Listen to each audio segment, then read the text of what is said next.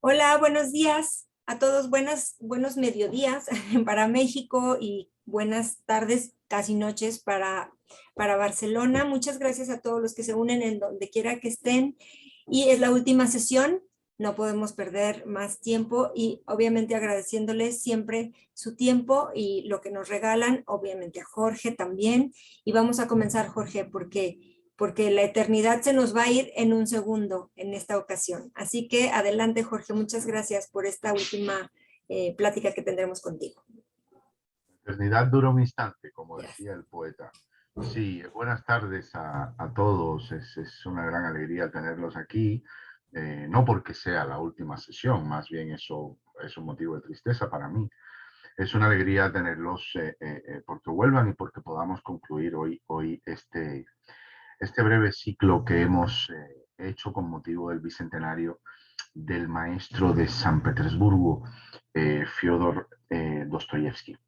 Yo le comentaba hace un momento a Vanessa, eh, creo que justo antes de que entraran buena parte de ustedes, que quería comenzar hoy pagando la deuda que contraje involuntariamente en la sesión anterior con Vanessa y con todos, que fue la de leerles un breve fragmento en ruso, que es precisamente aquel que corresponde al momento en que Raskolnikov, nuestro estudiante empobrecido, precarizado, decide pues abrirle la cabeza de un hachazo a la usurera.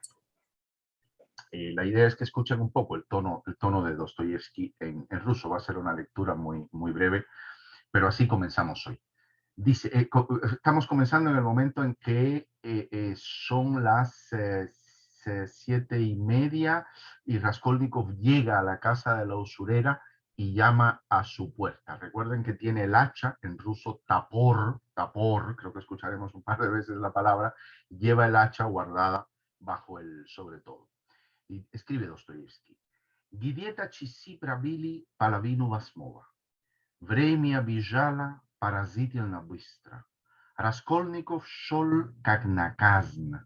На лестнице старухиного дома ему посчастливилось незамеченным пройти мимо маляров, которые работали в квартире на втором этаже, распахнув входную дверь. Acaba de subir las escaleras a casa de la anciana, vio unos pintores en un apartamento de la primera planta y él consiguió pasar inadvertido junto a ellos, es lo que hemos leído. Он еще сомневался в своем решении, но позвонил к проценщице. Дверь открыли не сразу. Подозрительная хозяйка прислушивалась, но после третьего звонка запор сняли. La usurera tardó en abrir, intentaba descubrir quién estaba al otro lado de la puerta, finalmente la abrió. Raskolnikov уже в квартире старухи почти силой заставил недоверчивую Алену Ивановну впустить его в квартиру и, сказав, что принес обещанную папиросочницу, podal ей сверток. Recuerden que Raskolnikov llevaba un paquetito, lo había atado con mucho, era una pitillera, una cigarrera pequeña, la había atado con mucho celo para que a ella le resultara difícil abrirlo y aprovechando pues, el desconcierto de la usurera, meterle el hachazo, ¿verdad? Estamos en ese instante, la vieja está tratando de abrir la pitillera. Бешеная подали ей сверток. Стараясь развязать узли, она отвернулась к окну. Раскольников ударил топором старуху, убил. Он расстегнул пальто, высвободил топор и, чувствуя слабость в руках, ударил ей обухом по голове. Старуха вскрикнула «Ах!», но очень слабо. Тогда он изо всей силы упарил ее еще 2 раза. Кровь хлынула, la sangre brotó de golpe y Tiela Pavalilas Navznich y su cuerpo de la vieja cayó al suelo a plomo. Así suena la escena de Raskolnikov dándole muerte a Leona la usurera. Hablamos en la primera sesión de la vida de Dostoyevsky, la azarosa vida de Dostoyevsky. En la segunda sesión hablamos de su obra y vimos cómo sucesos cruciales y circunstancias cruciales de su vida fundamentalmente el día que fue llevado ante un pelotón de fusilamiento y la pena de muerte le fue conmutada instantes antes de que dispararan, algo que evidentemente quedó en su pecho, en su mente, guardado para siempre. Hablamos de cómo su condición de epiléptico y por lo tanto de persona que estaba prácticamente siempre al borde de la muerte también condicionó su existencia y naturalmente entonces también su obra de una manera muy clara. Hablamos de sus amores son importantes y comentamos algunas de las obras.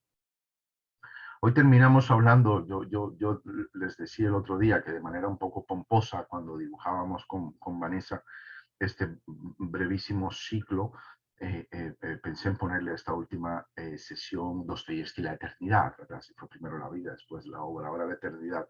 Pero no, sobre todo pensaba al usar esa palabra, eh, primero pensaba que no hay otra razón para que estemos ahora y todos estos días, ustedes y yo, sentados aquí a esta hora, que el hecho de que Dostoyevsky realmente consiguió pasar a la posteridad, consiguió alcanzar esa eternidad ansiada por tantos hombres y mujeres en general, pero también, y acaso sobre todo, por los escritores, los que han construido como él una obra de una solidez prácticamente granítica.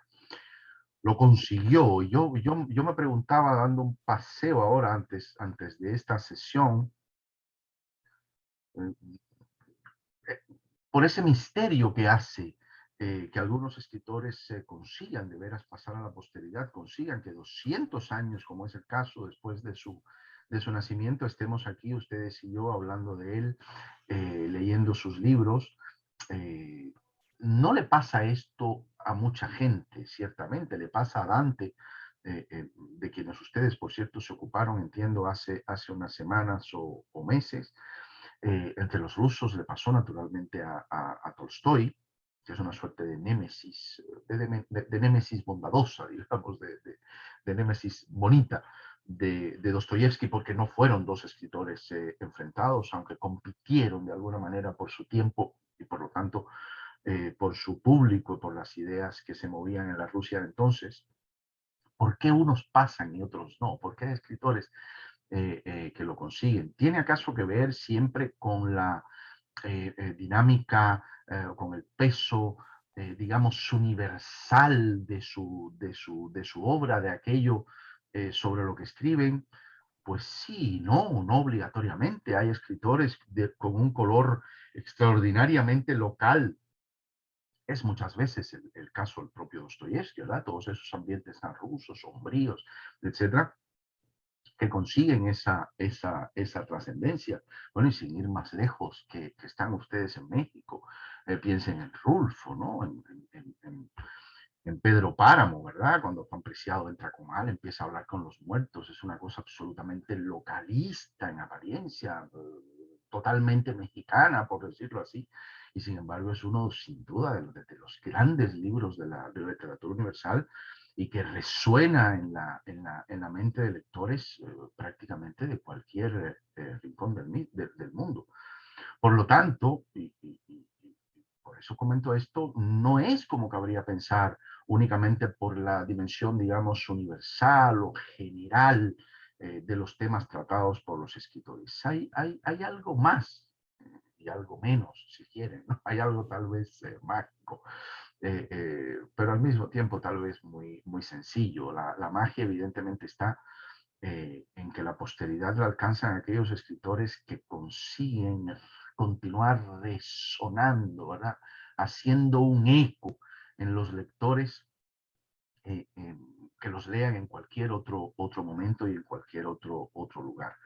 Probablemente si reducimos esta idea a su mínima expresión, si le echamos en un caldero y le damos puro chup chup, ¿verdad? Para que quede en su pura esencia, nos daremos cuenta de que aquellos que trascienden son los que realmente han conseguido calar la esencia de los hombres, ¿verdad? Ese punto común, ese núcleo, ¿verdad? que aglutina toda la humanidad.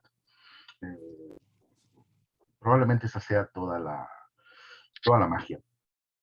Miren, vamos a hablar en el caso de Dostoyevsky, quiero mencionar algunas de las claves, no obstante, que son las que marcan su obra y lo han convertido en un escritor con una resonancia posterior brutal.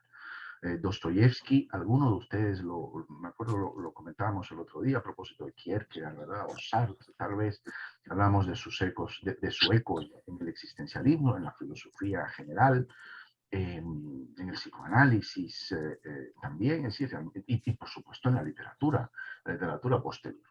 Entonces veremos de una manera somera algunas de estas claves. A mí me gusta mucho, he notado aquí algunas frases de otros escritores y pensadores a propósito de Dostoyevsky para que nos ayuden, ¿verdad?, a andar por este sendero. Y ahora veía esta que me salta aquí la primera, cuando les decía esta cosa de que la magia tal vez está en ese eco, ¿no? En la manera en que el eco de un escritor alcanza a sus lectores. Miren esto tan fascinante que cuenta Ricardo Piglia, el maravilloso escritor argentino. Escribe Piglia: cuando joven leí El idiota de Dostoyevsky, una novela sobre la bondad. Pero un sábado por la noche me fui a un bar para seguir leyendo la obra. Tenía un dinero en el bolsillo y estaba en el mundo de Dostoyevsky. Salí del bar y apareció un mendigo. Era invierno y solo llevaba un traje liviano.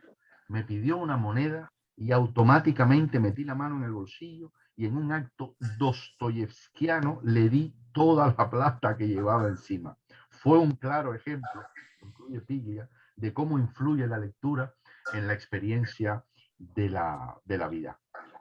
Efectivamente, Dostoyevsky, ustedes seguramente lo habrán percibido, cuando estamos metidos en su mundo, cuando estamos leyéndolo con atención, realmente, sí, el ambiente que crea es un ambiente absolutamente, es decir, que nos imanta de una manera total.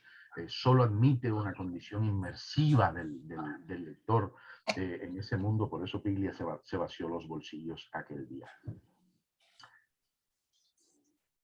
Es un gran escritor, Dostoyevsky. Son solo los grandes escritores los que pasan a la posteridad. Es otra pregunta interesante antes de que pasemos a estos puntos que quiero comentarles. No dejé mi chamarra negra, mis audífonos. Tal vez convenga que tengan el micrófono desconectado. Decía que si era Dostoyevsky un gran escritor, hay opiniones entre sus propios compañeros de oficio, entre otros escritores, que son verdaderamente descorazonadoras. Yo les voy a leer un par. Tal vez la más célebre sea la de Vladimir Nabokov, el gran escritor ruso, muy conocido por la novela Lolita, pero también autor de otros libros extraordinarios, una vastísima obra. Nabokov dio un curso de literatura rusa, célebre curso de literatura rusa, durante sus años como profesor en los Estados Unidos, que después se publicó, está traducido al español y lo recomiendo bastante. Y en él se refiere a nuestro Dostoyevsky en términos bastante ácidos, por decirlo así. Voy a leer muy brevemente. Dice Nabokov: mi posición con respecto a... Ojo, estamos hablando de Vladimir Nabokov fue uno de los más grandes estilistas de la lengua rusa y de la literatura en general. Después dejó de escribir en algún momento en ruso, se pasó al inglés. Pero en ambos casos un estilista excepcional y un constructor de novelas, es decir, es un arquitecto de historias absolutamente deslumbrante. No es la opinión de cualquiera, pues, dice Nabokov. Mi posición con respecto a Dostoyevsky es curiosa y difícil. En todos mis cursos abordo la literatura desde el único punto de vista en que la literatura me interesa. Esto es, el punto de vista del arte perdurable y el genio individual. Desde ese punto de vista, Dostoyevsky no es un gran escritor, sino un escritor bastante mediocre. con destellos de excelente humor, separados, desgraciadamente, por desiertos de vulgaridad literaria. Esto es lo que dice Nabokov de Dostoyevsky. Hemingway, que también lo leyó con extraordinario interés, no fue menos ácido. En una ocasión escribió: me he preguntado sobre Dostoyevsky, ¿cómo un hombre puede escribir tan mal, tan increíblemente mal, y hacerte sentir de manera tan profunda? Ya habíamos hablado nosotros en la segunda sesión, cuando hablábamos de la arquitectura de los libros de Dostoyevsky, de la manera en que armaba la casa, el edificio, de la narración que efectivamente en algunos libros, particularmente tal vez en Humillados y Ofendidos, mucho menos, a mi juicio, en Crimen y Castigo o Los Hermanos Karamazov, se aprecia esa debilidad, digamos, en la estructura, esa debilidad de la construcción. Y apuntábamos, si recuerdan algunos, una razón fundamental para ello. Y era el hecho de que Dostoyevsky muchas veces se veía obligado a escribir a destajo, a escribir por dinero de una manera muy rápida, a entregar las sucesivas entregas de sus libros que iban saliendo precisamente por entregas en revistas, y esto hacía que a veces, ¿no? Yo quiero recordar que les comentaba aquel reclamo doloroso que en alguna carta hace Dostoyevsky, que decía: ay, si yo fuera Turgenev, si yo tuviera el dinero que tiene Turgenev y me pudiera tomar todo el tiempo del mundo para pulir mi prosa, escribiría muchísimo mejor, pero no lo tengo, soy pobre, estoy cargado de deuda. Hay este momento que no conviene olvidar porque yo creo que le da todavía un carácter mucho más, le da todavía más peso, si se quiere, a esta eternidad, a esta posteridad de Dostoyevsky. Ni siquiera es un perfecto constructor de libros. Entonces hay que buscar en otro lado cuál es el punto que ha garantizado, que ha permitido su eternidad, su perdurabilidad.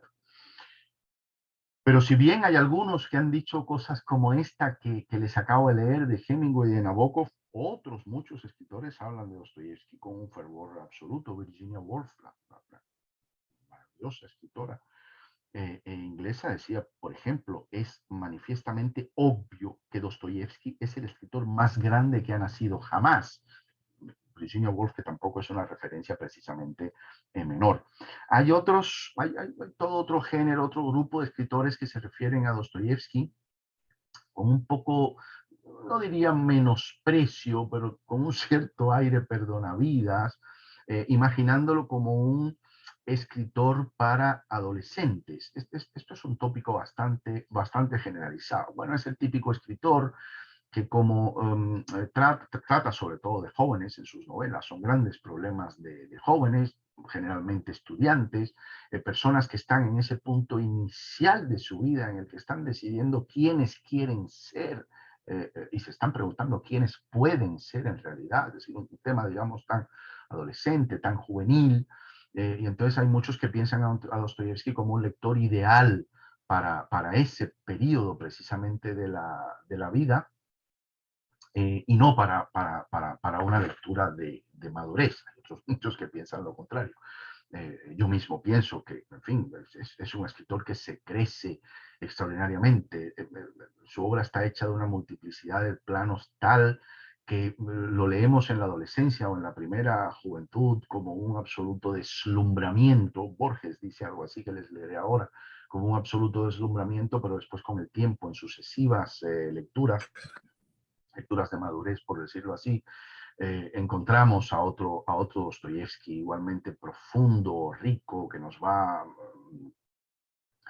mostrando, diciendo, hablando de una manera en la que evidentemente ya lo hacía antes, pero no habíamos sido nosotros, tal vez por falta de madurez o por estar en ese momento sonando nuestra vida en un diapasón distinto, no habíamos sabido ver. Borges, por ejemplo, dice en el prólogo que escribió a la novela Los demonios, una de las novelas del último periodo de la vida de Dostoyevsky, dice Borges: como el descubrimiento del amor, como el descubrimiento del mar, el descubrimiento de Dostoyevsky marca una fecha memorable de nuestra vida. Está abundando precisamente en esta condición de escritor, digamos, adolescente.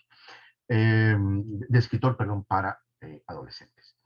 Vamos a repasar estos puntos que quería comentarles. Hay algunos de estos puntos, repito, que son los que a mi juicio, y al de otros críticos en algunos casos, en algunos de ellos, de estos puntos, digo, han ayudado a esta condición de posteridad o de eternidad de Dostoyevsky. Hay uno primero que creo que les apuntaba de alguna manera el otro día, cuando usaba la palabra polifonía. Dostoyevsky, y esto ha sido sobre todo estudiado por un crítico soviético, Mikhail Bakhtin, un célebre crítico literario soviético que dedicó todo un libro al tema de la polifonía en la obra de Dostoyevsky, que él encuentra que es exactamente el artefacto, digamos, o la herramienta narrativa que Dostoyevsky de alguna manera inventa o por lo menos lleva a su máxima concreción, que después tendrá un seguimiento bastante abundante a lo largo del siglo XX. Esta polifonía consiste fundamentalmente, y los que, como ustedes han leído algunas de las novelas, percibirán enseguida la razón que esto tiene. Es decir, las novelas de Dostoyevsky son novelas donde hay muchísimos personajes, habitualmente, esto en las grandes novelas, hay muchísimos personajes.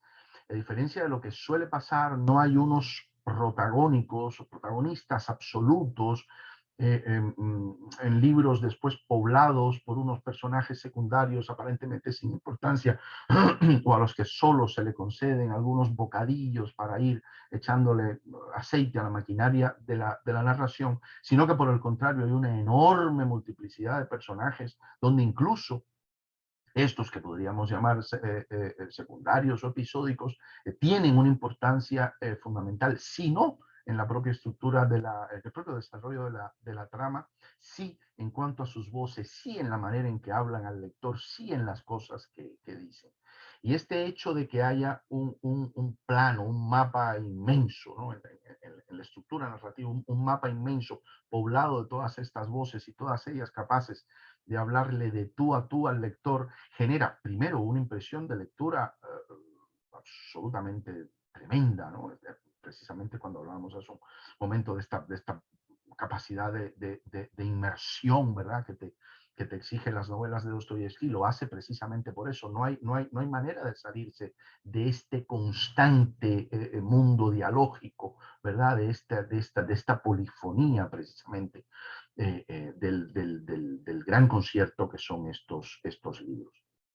Esto sin duda es un acierto de Dostoyevsky, que tiene mucha implicación también en algunos otros aspectos, y esto no es por gusto, esto lo hace Dostoyevsky también por su propia idea de la vida, idea de la sociedad, idea del valor de las opiniones, todas con un peso determinado, o por lo menos, si no todas igualmente válidas, que no lo son evidentemente, sí todas dignas de ser traídas a la palestra, de ser examinadas, y que el lector se confronte con cada una de ellas y tome sus propias decisiones, digamos. Este es el momento polifónico. Esto después, evidentemente, como les decía, ha tenido un desarrollo brutal a lo largo de la historia de la literatura. Esta polifonía también incluye naturalmente largos monólogos, monólogo de Raskolnikov, Stavrovin, tenemos la leyenda del Gran Inquisidor, es decir, estas historias metidas, estos plastos metidos dentro de las obras de Dostoyevsky. Todo esto tiene un recorrido tremendo. Después, bueno, la propia Virginia Woolf seguramente, Joyce, el monólogo interior, todas estas dinámicas de la primera literatura del siglo XX, la literatura de la primera parte, quiero decir, del siglo XX y de ahí en adelante. Esta es una de las razones, diría, por las que Dostoyevsky nos imanta y por las que Dostoyevsky todavía es capaz de hablarnos hoy con una claridad absolutamente prístina. Hay un segundo elemento que también de alguna manera comentábamos el otro día muy indiciariamente cuando les decía, claro, la magia del asunto radica también en que Dostoyevsky supo encontrar dentro del panorama literario de la época, Hablamos de Balzac, de Dickens, Dostoyevsky, Tolstoy. Dostoyevsky supo encontrar una clave mágica, que fue hacer una novela policíaca, pero que fuera a la vez una novela de ideas. Es decir, la narración de cada uno de los libros, fundamentalmente, Crimen y Castigo y los hermanos Karamazov, su obra mayor, estamos hablando de novelas donde de principio a fin hay una investigación policial de un asesinato o de varios asesinatos, en el caso de Crimen y Castigo, que es lo que le presta, digamos, el esqueleto a una gran novela sobre la ideología, sobre la religión, sobre las ideas en general. Esto es un elemento muy atractivo y hace que todavía seguramente novelas del 19 exclusivamente como novelas de ideas o como novelas policíacas, y en el 19 novelas policíacas. Señores, señoras, había, pero es decir, como estas que escribía Dostoyevsky en revistas seriadas, hay cientos, miles de estas novelas. No perduraron.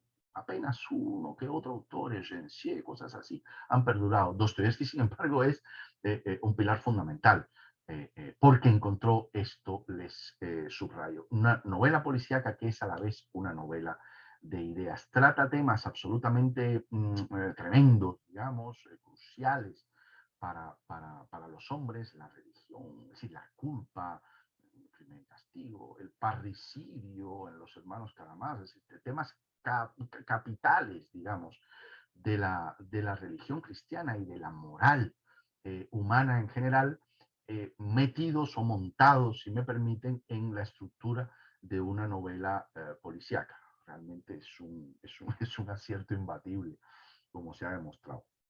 Por cierto, leía el otro día, a raíz de materiales que salieron a propósito del Bicentenario, que según la UNESCO, Dostoyevsky es el escritor ruso más leído de todos en el mundo. No es evidentemente casualidad. Ok, otro momento que me interesa señalar es el siguiente. Es una pregunta que lleva trampa. ¿Cuán ruso es Dostoyevsky? Este es un temazo, es un gran tema y que lo ha discutido mucho la crítica rusa. Tiene mucho que ver, o tiene algo que ver con el reparo que hacía Nabokov, que les mencionaba hace un momento. ¿Cuán ruso es Dostoyevsky? ¿Cómo es posible que Dostoyevsky sea el escritor ruso que más nos gusta leer a los no rusos y sin embargo no lo sea en lo absoluto? Es decir, no sea uno de los preferidos, de los predilectos para los propios rusos. ¿Qué pasa con Dostoyevsky? ¿Qué hizo exactamente? Es un tema interesante. Tiene que ver con esto seguramente el segundo elemento que mencionamos, que es el de la novela policíaca.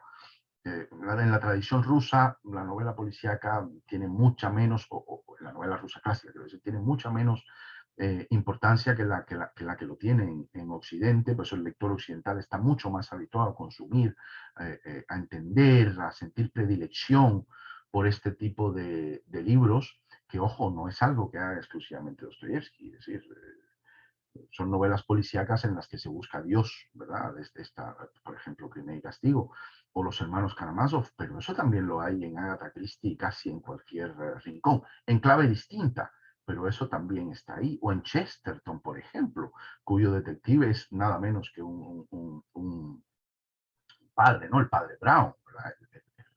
Un padre de la iglesia, ¿no? Entonces, quiero decir que no son temas totalmente desconectados, al contrario, Dostoyevsky supo encontrar, a pesar, fíjense, de la circunstancia efectivamente notable de ser un hombre que se movió de posiciones en lo ideológico y lo personal, quiero decir. Fue un hombre que se movió de posiciones más, digamos, cosmopolitas o más proeuropeas en el inicio de su vida, precisamente aquel que lo llevó a la cárcel y a los 10 años de destierro, se movió, decía, desde esas posiciones hacia el final de su vida, posiciones mucho más nacionalistas, de un exacerbado nacionalismo ruso, a unas posiciones en materia de religión extremadamente, digamos, polares, precisamente extremas, ¿no? Se movió en esa dirección. Y sin embargo, aún así, lo seguimos percibiendo en Occidente como el escritor ruso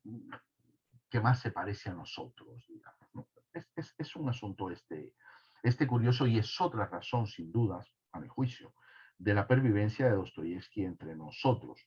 Voy recapitulando, tenemos la polifonía, entre esos elementos que dábamos, la polifonía, después la estructura de novela policíaca de ideas, es decir, la confusión de la novela policíaca con la novela de ideas, y ahora esta condición esquiva, huidiza, ¿verdad?, de su condición de ruso. ¿Cuán ruso es? ¿Cómo sabe moverse Dostoyevsky? O aún sin quererlo, cómo la complejidad absoluta de su pensamiento consiguió hacerlo mover de una manera tan simpática, por decirlo así, entre ambos mundos, el mundo occidental, el mundo liberal, por decirlo así, y el mundo ruso, todavía cargado de esa cosa, digamos, oriental, o más marcada, digamos, por la religión ortodoxa rusa, que es bastante severa en muchos extremos, mucho más que el catolicismo que practicamos, por ejemplo, en la América Latina. Ok, esos son tres elementos. Veamos un cuarto ahora, y que es precisamente el que lanza, sin dudas, a Dostoyevsky a toda esta impronta que tuvo en la filosofía existencialista y en el psicoanálisis. Dostoyevsky, cuando veíamos sus obras, creo que eso lo percibimos claramente. Dostoyevsky es un hombre que se maneja con personajes que viven, sufren, matan en los extremos. Es un hombre que siempre busca lo liminar. No hay gente tranquila, no hay gente que se pasee por el parque en las novelas de Dostoyevsky, por lo menos hay muy pocas. En las de Tolstoy hay muchos más.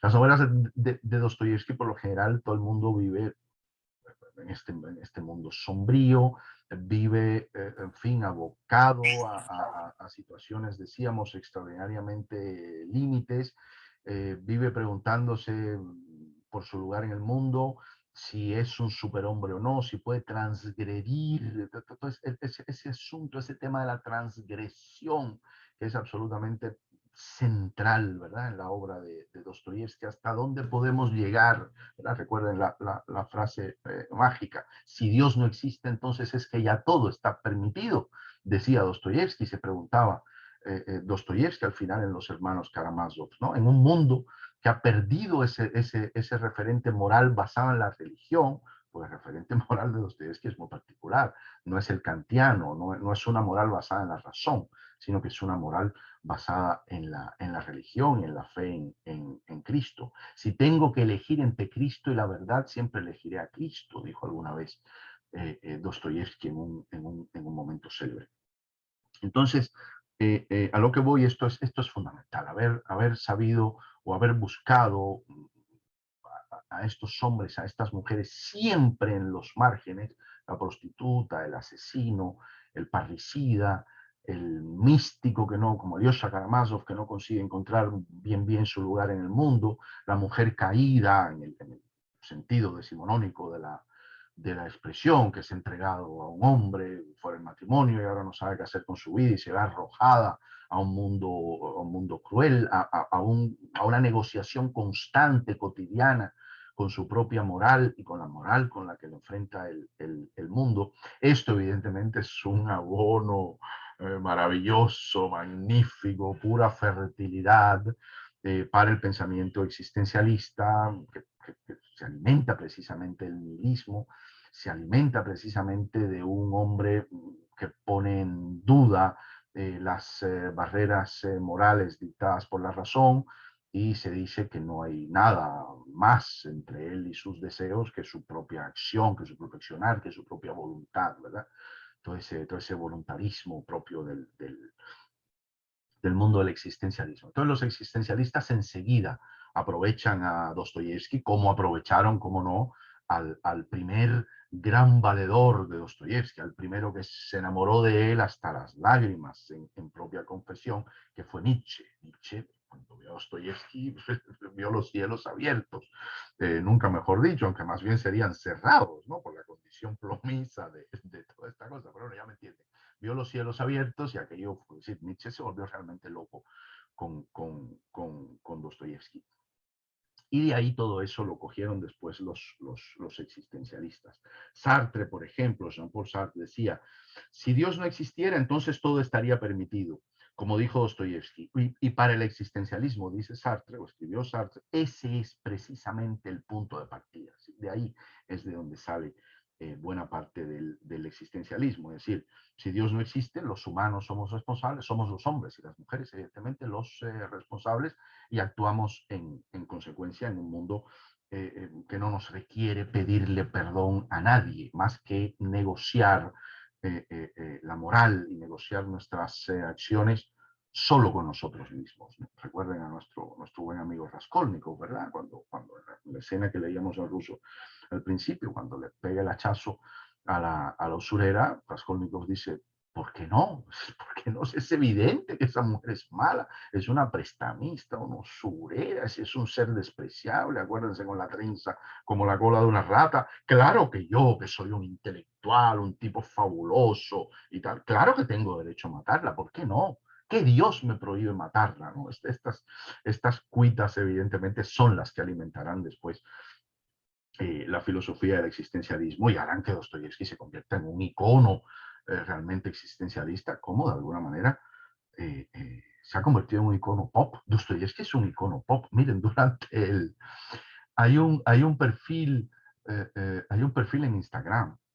Fíjense el salto que hemos hecho. Hay un perfil en Instagram que se creó precisamente durante el confinamiento, dedicado a producir memes, ¿verdad? Estas gracietas gráficas, memes de Dostoyevsky. Y es una cosa, pero alucinante, es súper, súper divertido. Yo lo veía y decía, pero qué cosa más extraordinaria, ¿no? Básicamente esto lo leían jóvenes norteamericanos de universidades y así, pero poco a poco se ve que es algo que empezó a crecer, ¿no? Y uno dice, qué cosa tan tremenda, ¿no? Como Dostoyevsky, ¿verdad? Ha venido a sacarnos una sonrisa en medio del horror del confinamiento. En fin, que fue un icono efectivamente para un icono y un manantial para el existencialismo, como lo sigue siendo todavía de alguna manera para la cultura pop. Albert Camus, otro existencialista, decía, dijo, por ejemplo, el verdadero profeta del siglo XIX no fue Karl Marx, fue Dostoyevsky. Es una frase realmente que tiene una significación extraordinaria.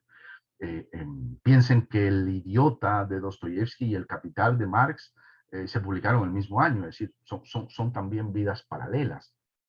No recuerdo si comentábamos, pero es probable que lo hiciéramos, que en Dostoyevsky esta impronta es fundamental, la impronta del capitalismo. Dostoyevsky es un hombre que ve cómo se va eliminando el régimen de servidumbre en Rusia. Rusia experimenta, prácticamente todo el mundo, pero principalmente Rusia experimenta en mediados del siglo XIX cambios tremendos, cambios fundamentales. Estos cambios los observa Dostoyevsky con interés y también con un poco de resquemor, ¿verdad? Un poco de resquemor. No está seguro de que la humanidad, con la cosa de la revolución industrial, perdón, vaya, hoy voy un poquito más rápido, se habrán dado cuenta, pero es que como sé que ya terminamos y me duele tanto, quiero decirles más cosas. Pero espero que me sigan y además después siempre queda la grabación si alguien quiere revisarlo. Ok, entonces yo quería leerles a propósito de esto, el existencialismo, otro pequeño fragmento, esta vez en español, no se me vayan, esta vez en español, de este libro que fue una suerte de Biblia para los existencialistas, este libro de Dostoyevsky que es Apuntes del subsuelo. Esta es una noveleta breve que es realmente deliciosa. Está escrita en primera persona y es probablemente la primera gran novela de corte existencialista, como existencialismo avant la lettre, no lo había todavía, pero sin duda tiene un ánimo, por eso me gustaría leerles un par de párrafos del inicio y el párrafo final. Eh, eh, en fin, lo leo y después lo comentamos. Dice Dostoyevsky, dice su personaje, soy un hombre enfermo, soy un hombre despechado, soy un hombre antipático, creo que padezco del hígado. Sin embargo, no sé nada de mi dolencia, ni sé a ciencia cierta de qué padezco. No estoy en tratamiento y nunca lo he estado, aunque siento respeto por la medicina y los médicos. Por añadidura, soy sumamente supersticioso, al menos lo suficiente para respetar la medicina. Soy lo bastante culto para no ser supersticioso, pero soy supersticioso. No, señor, me niego a ponerme en tratamiento por puro despecho. He ahí algo que ustedes probablemente no comprendan. Ahora bien, yo sí lo comprendo. Yo, por supuesto, no sabría explicarles contra quién precisamente va dirigido mi despecho en este caso. Sé perfectamente que no puedo jorobar a los médicos por el hecho de no consultar con ellos. Sé mejor que nadie que el único perjudicado en esto soy yo y solo yo. En todo caso, si no me pongo en tratamiento, es por despecho. ¿Que mi hígado está mal? Bueno, pues que se ponga peor. Así llevo viviendo desde hace largo tiempo, unos 20 años. Ahora tengo 40. Antes era funcionario público, pero ahora no lo soy. Era un mal funcionario, era grosero y me encantaba ser grosero. En todo caso, no me dejaba sobornar, ¿eh? Y por lo que eso al menos me servía de compensación. Fíjense este personaje, esto está escrito hace 160 años. A mí me parece alucinante, lo leo hoy todavía y de veras me estremezco, porque creo que tiene una resonancia como si lo estuviera escribiendo un funcionario español, ruso, o tal vez, los conozco menos, mexicano de ahora mismo, ¿no? Esta, una persona así retorcida. Y termina el libro de esta manera, dice, sé que ustedes se irritarán quizá conmigo, apenas un breve fragmento, sé que ustedes se irritarán quizá conmigo y empezarán a gritar y a dar patadas. Hable solo de sí mismo y de su vida miserable en su agujero subterráneo. No tenga la osadía de decir, todos nosotros somos así. Perdonen, señores, pero no estoy tratando de justificarme. En lo que a mí toca en particular, me he limitado a llevar lo más lejos posible lo que ustedes solo se han atrevido a llevar a mitad de camino. Y además han proclamado como sentido común lo que no es más que cobardía. Y con ello se consuelan engañándose a sí mismos, etcétera, etcétera. Realmente es existencialismo a pulso del que veremos después en el periodo europeo de entreguerras, ¿verdad? La Primera y la Segunda Guerras Mundiales, y esto se está escrito 50, 60 años antes, y como les decía, tiene esa magia, o al menos yo la percibo, tiene esa magia de resonar en nosotros, es decir, en el lector contemporáneo, de una manera absolutamente brutal. Sinceramente, me cuesta mucho, tal vez algún Gogol, bueno, Chekhov, pero Chekhov es posterior, pensando en los escritores rusos, quiero decir, del siglo XIX, que resuene de esa manera en el lector contemporáneo, al menos en mí, que tenga ese eco tan vivo. Ok, avancemos un poco.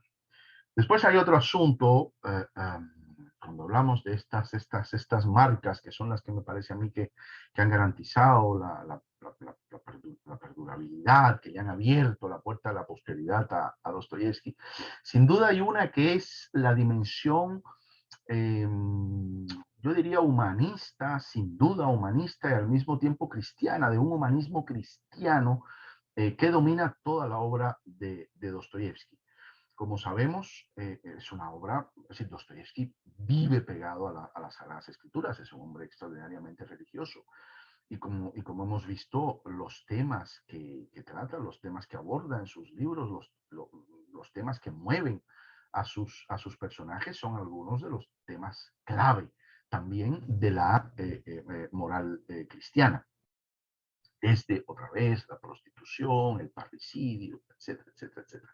Entonces, esto es un tema que hace también, esto es una circunstancia que hace también que resuene de manera particular en el lector contemporáneo. Es decir, cuando leemos esos libros, no estamos leyendo cosas que no sean ajenas, son cosas que aún, con las abismales diferencias que hay, siglo y medio después entre ambos mundos y entre ambas maneras de abordar la moral privada e incluso la moral pública, evidentemente hay una caja de resonancia fundamental debido a estos temas que son los temas que desde pequeños nosotros, al menos en esta parte del mundo, en Occidente, hemos ido asumiendo desde la moral cristiana.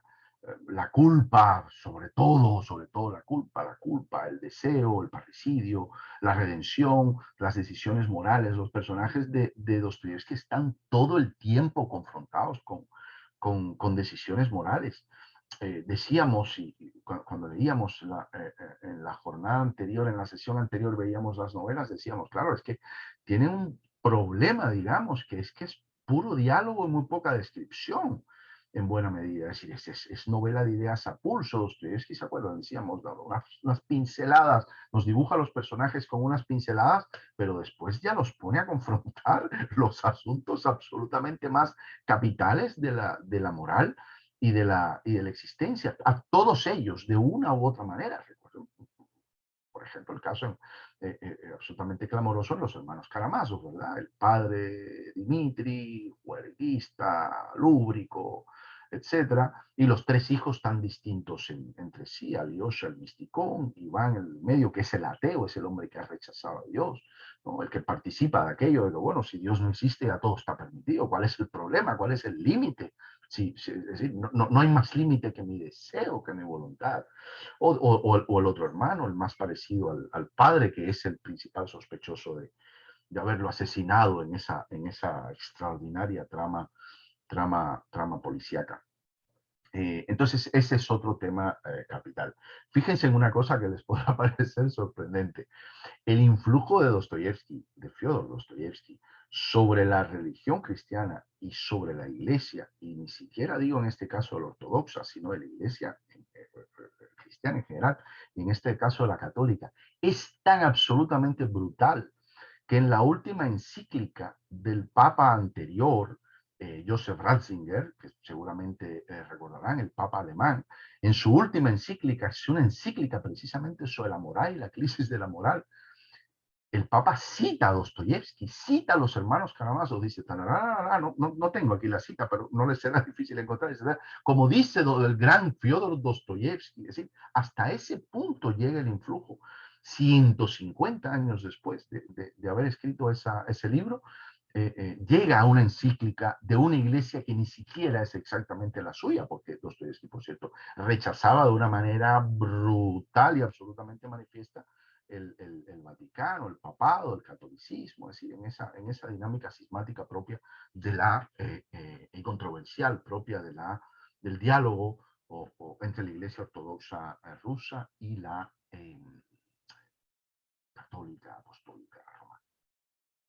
Ok, yo creo que ahí tenemos un buen número de elementos para entender cómo ha sido posible que Dostoyevsky haya llegado hasta el día de hoy con la absoluta vitalidad con la que llegó. Yo, de todos modos, me quiero permitir apuntar una más. Hay muchos planos de lectura en Dostoyevsky, como les decía. Algunos lo abordan más precisamente por la vertiente, digamos, moral religiosa, ¿no?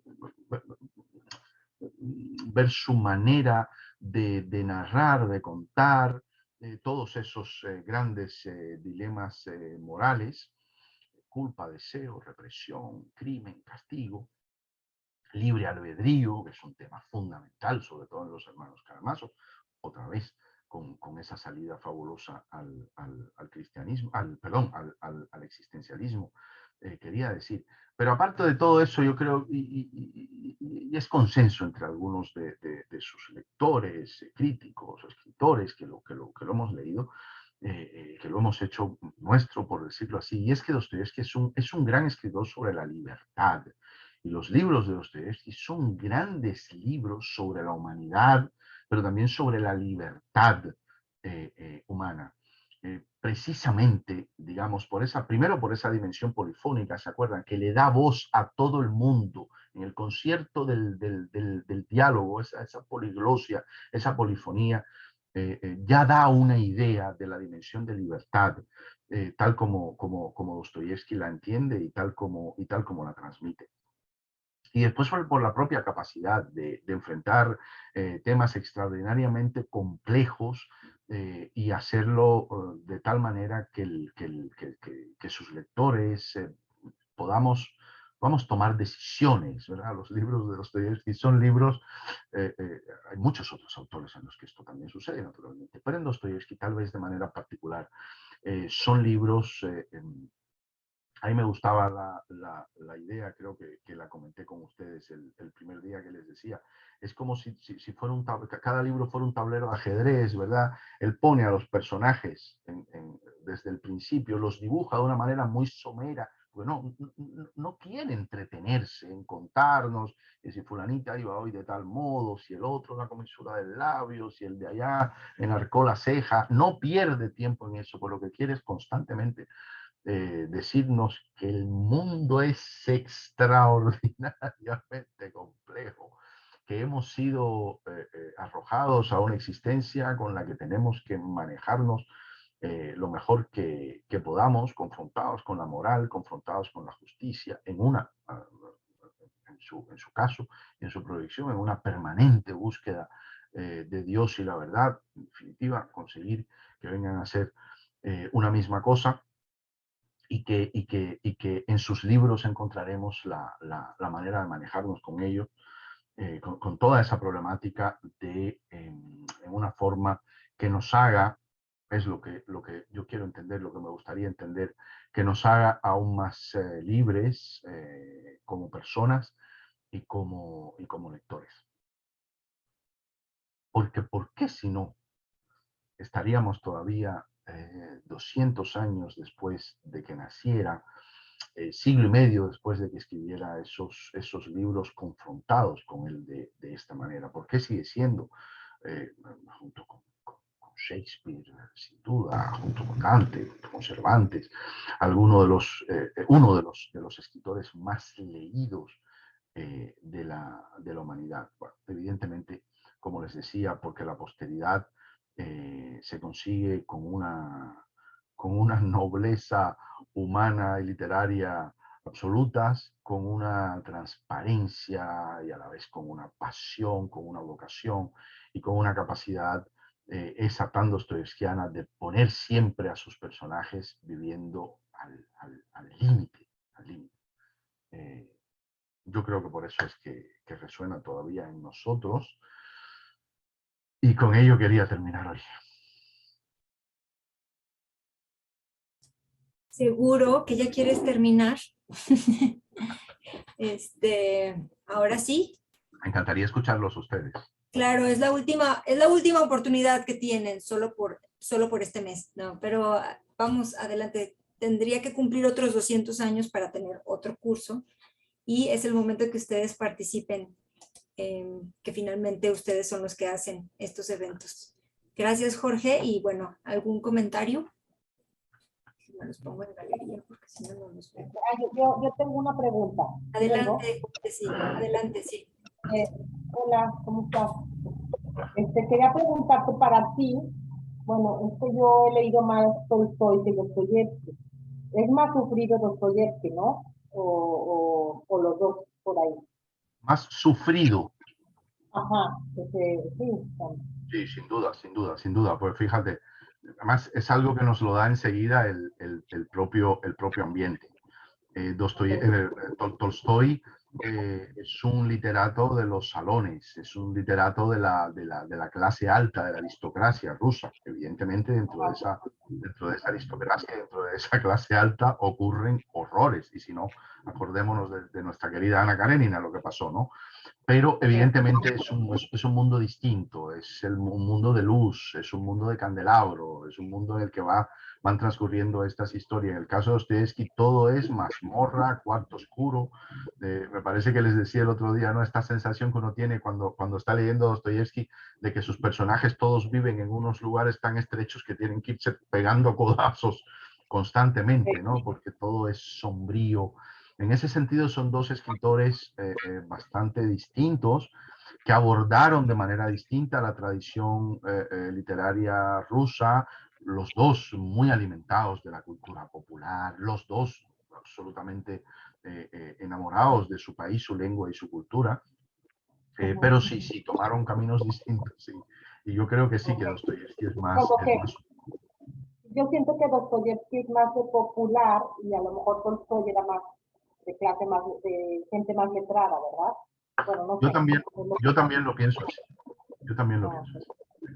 Bueno, pues era eso, y también dijiste que cuando los leo, sobre todo cuando hablan del campo, no sé si ya te había comentado, siento como si hablaran de México, es como, Fíjate. no parece que es Rusia, parece que es México.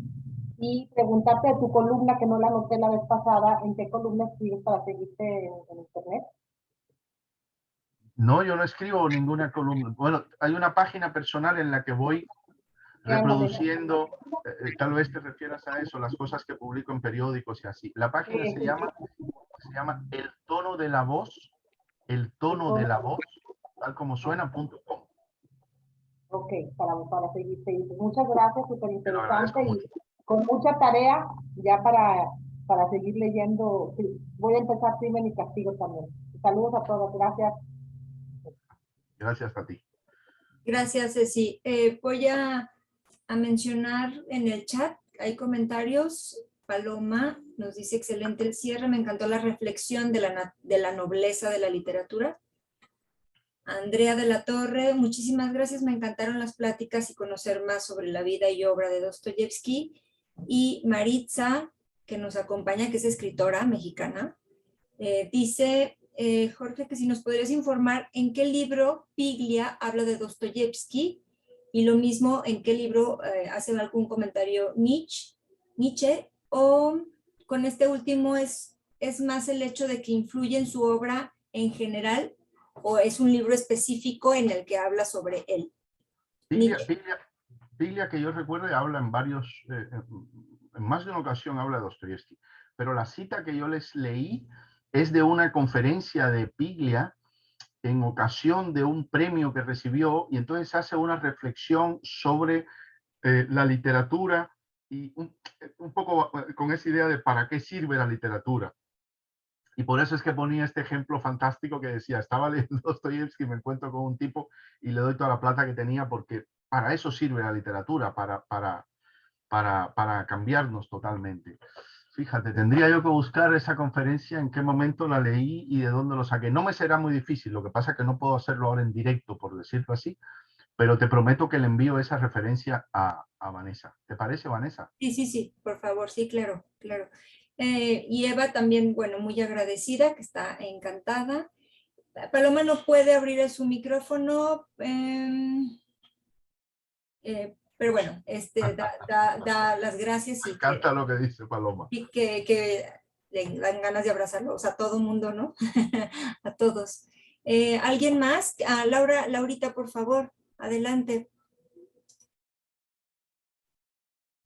Micrófono.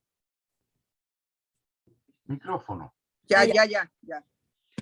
Bueno, primero sí agradecer muchísimo las tres conferencias y un comentario acerca de las diferencias que existen en la percepción del escritor en Rusia y creo que en la mayor parte del mundo. Y eso lo traigo a cuento porque hay otro ruso que es Limonov, que como lo ven en Rusia y como él habla de la manera como los escritores son reconocidos en Rusia, no se parece a la manera como en el mundo occidental, por ponerlo de una manera, se reconocen. Pongo el ejemplo de que aunque no sea un bestseller, un autor ruso, que es lo que él dice, cuando llega va a tener un tiraje de 100,000 libros y eso no lo hace un bestseller. Sin embargo, me imaginemos, en ningún autor en el mundo occidental que le publiquen más de 3,000 libros, bueno, pues ya sería un bestseller. Entonces también estamos hablando de unas dimensiones de un país que es absolutamente diferente a lo que nos imaginamos. Lo único parecido podría ser China, si hubiera autores que son también así reconocidos, pero en el caso de los autores rusos, pienso que perdemos esa dimensión de la relación del autor con su sociedad y claro, la de Dostoyevsky en el momento en el que vivió era también una sociedad más reducida, la de los lectores, que la del mundo contemporáneo. Pero en ese aspecto, pues no todo un país con las características tan variadas como es la cantidad de etnias que tiene Rusia, se va a encontrar reconocido en un autor y sin embargo nosotros reducimos como escritores exteriores, reducimos a Rusia a lo que cualquiera de los autores que estemos tratando refleja. Y creo que ahí deberíamos fijarnos que estamos hablando de contextos históricos, geográficos y sociales muy diferentes. Laura, me parece muy notable lo que dices y estoy muy de acuerdo. Mira, hay un par de cosas que quería comentar. Primero, efectivamente, a Rusia hacemos un tópico de Rusia. Cuando hablamos de literatura, sobre todo, nos hemos inventado, se ha creado el famoso tópico del alma rusa. Entonces, en Dostoyevsky o en Tolstoy creemos ver el alma rusa. Mira, así son los rusos, ¿no? Es como aquello, era Voltaire, ¿verdad? Cuando vuelve a Ginebra de Francia, que le preguntan, ¿y cómo son los franceses? Él dice, no lo sé porque no los conocía a todos, ¿no? Entonces, evidentemente, pero hacemos tópicos y generalizamos y eso es efectivamente injusto. En el caso de Dostoyevsky hay, además, te apunto un asunto adicional, que es el hecho de los rusos están permanentemente como cultura, como sociedad, están permanentemente confrontándose con Occidente y la manera en que Occidente los ve. Ellos saben que los vemos un poquito, se los suele ver, no yo, pero se los suele ver un poquito como bárbaros, ¿verdad? Nosotros somos los ilustrados occidentales y ellos todavía arrastran esa losa de Asia, del mundo mongol, ¿verdad? Del mundo pagano. Entonces ellos constantemente se confrontan con eso. Y en Dostoyevsky y en nuestro amor por Dostoyevsky, como mira, así son los rusos, dicen, oye, los rusos no somos gente toda deprimida que va dándole hachazos a las viejas, ¿qué tal? No somos así. Entonces, tal vez por eso se rebotan un poco más con Dostoyevsky, ¿no? Esos son Claro, unos elementos. claro. Y otro comentario que me gustaría hacer es con respecto a lo que es la posteridad o cualquier cosa que quiera decir eso de la posteridad. Y por supuesto que es algo que se mueve todo el tiempo y se mueve por circunstancias también de el mundo después del autor, ¿no? Y en ese caso aprecio muchísimo todos los comentarios que hacen sobre el existencialismo, porque efectivamente, si no hay alguien como tú o alguien que se mete, en el caso de Bakhtin lo hace extraordinariamente cuando habla de la polifonía y tenemos novelas polifónicas después latinoamericanas extraordinarias, pero hacer esas conexiones que tú nos haces, uno debe agradecer porque es la manera como uno entiende cómo un autor crece. Y obviamente gente como Hemingway o como Nabokov, ellos tenían una visión también acotada por su experiencia personal del comunismo y por su mundo que en ese momento estaba en otra perspectiva que el mundo de nosotros en el 2021. Sí.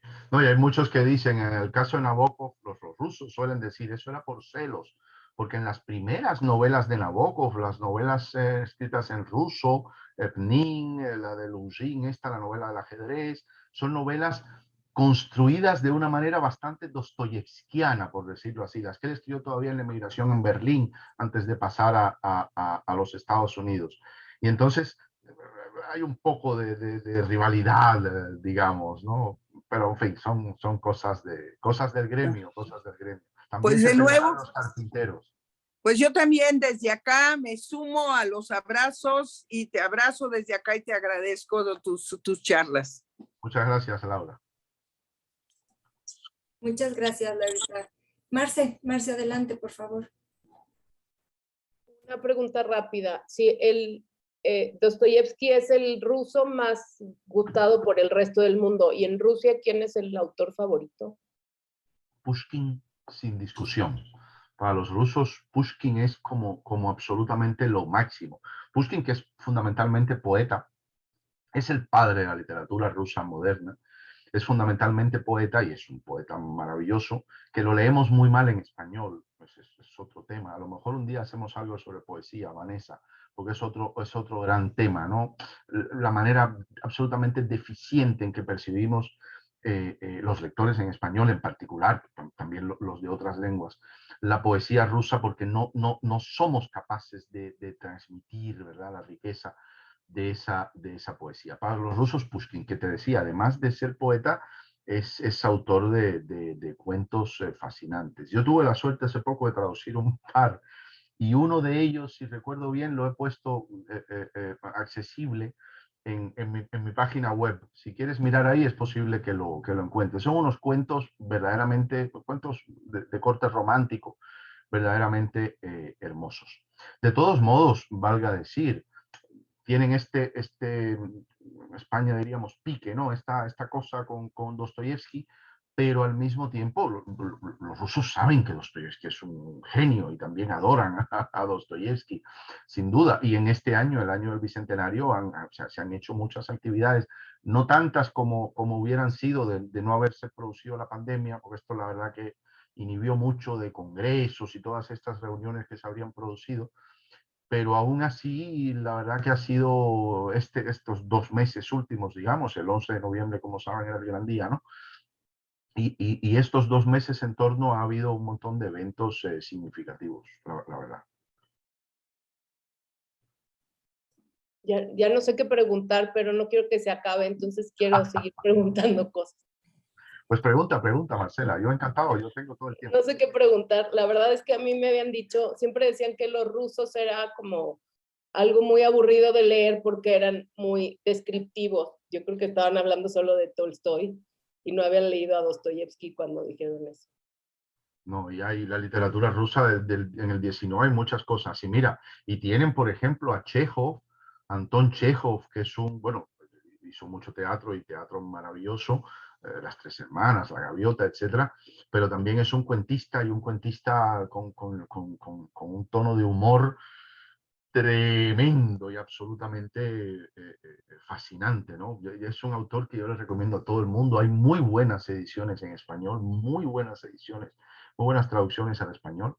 Y es un autor ruso encantador y que está justo, Chekhov está en el filo del siglo, digamos, ¿no? Finales del 19, pero aún se muere en algo que les recomiendo mucho a todos, a todas, es viajar a Rusia.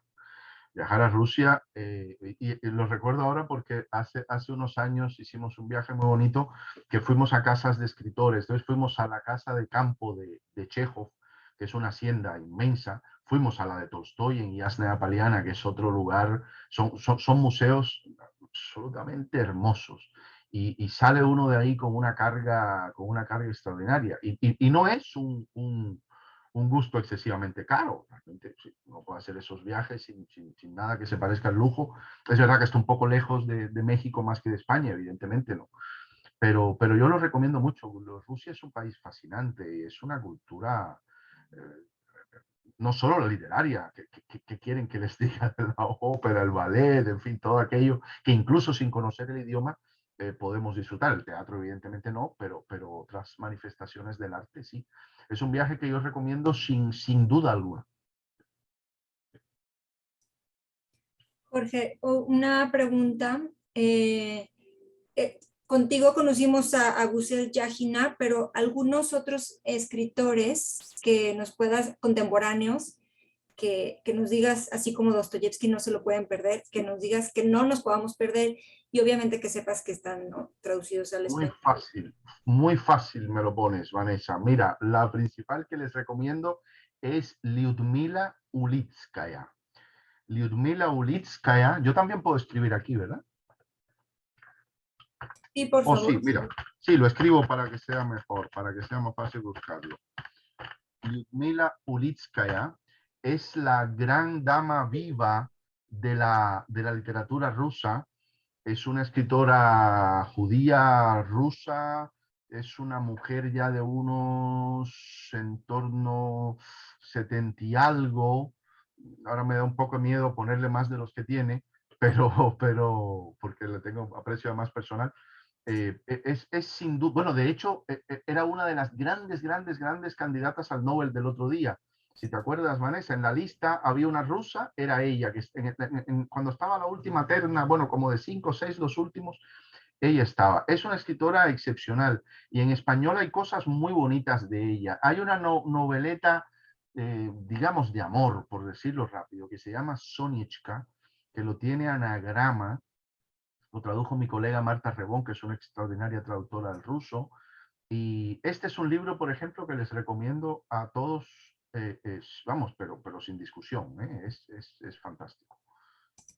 Sí, el que estaba viendo para decirles si está disponible Sonechka. Sonichka, efectivamente. Sinceramente suyo, Shurik, Sí, ese es un libro muy apreciable también. y Mentiras de Mujeres. Esos se pueden encontrar en Gandhi, obviamente. Faltan todavía faltan algunos importantísimos por traducir y en eso estamos.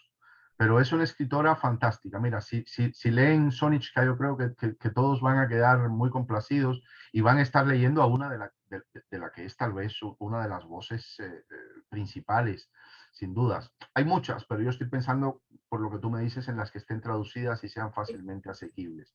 Yo creo que Ludmila Ulitskaya es una. Hay una entrevista que yo le hice hace un par de años, que seguro la pueden encontrar. Es que no quiero moverme por aquí, no vaya a ser que yo estropee algo. No, pero me lo después, mandas y yo lo puedo. después te lo mando. Es una entrevista donde ella cuenta muchas claves de su obra y cosas así. La verdad que es muy interesante. Y bueno, sobre el mundo ruso y soviético, a quien yo recomiendo de manera absolutamente radical, no tengo su libro por aquí, que hoy precisamente hemos sacado la edición número 11 de ese libro que yo traduje para Acantilado, es a la premio Nobel Svetlana Alexievich. Svetlana Alexievich, el libro El fin del Homo Sovieticus, es el retrato, el fresco. Espera, porque quiero enseñaros ese libro. Dame un segundo nada más, que lo tengo aquí al lado y lo traigo. Claro. Ahorita vamos, Laurita.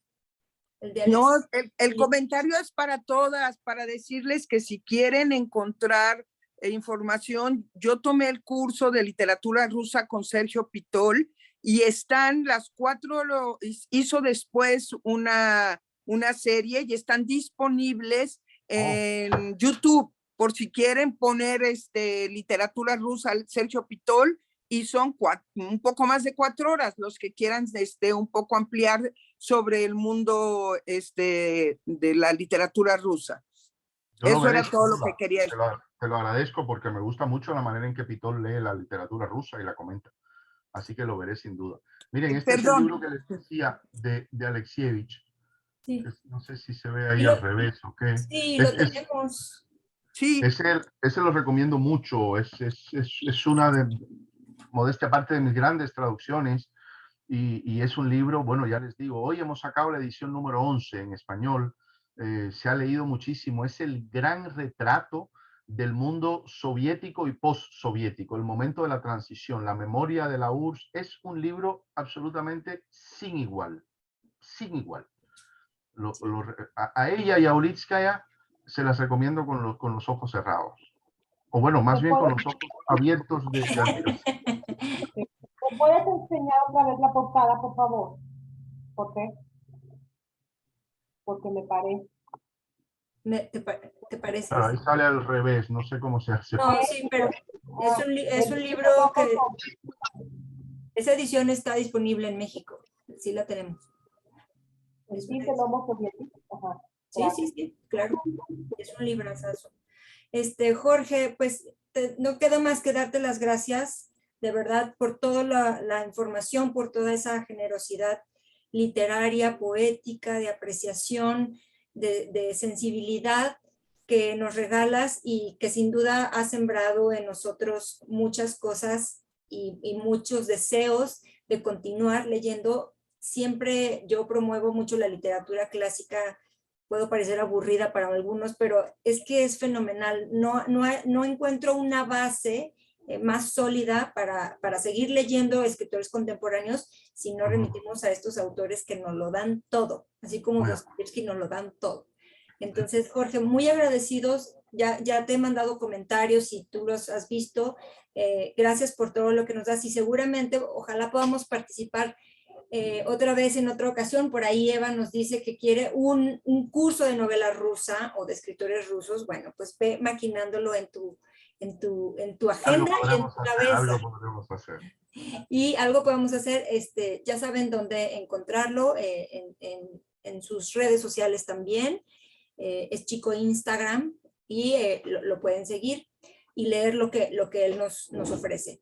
¿Algo más, Jorge, para despedirnos y cerramos? Yo agradecerles a ti, por supuesto, porque eres la gran muñidora, la gran organizadora, el factotum de todo esto. Te lo agradezco enormemente. Creo que hemos hecho juntos algo muy bonito, que es regalarle a Dostoyevsky por su 200 aniversario estos encuentros, estas charlas con esta cordialidad.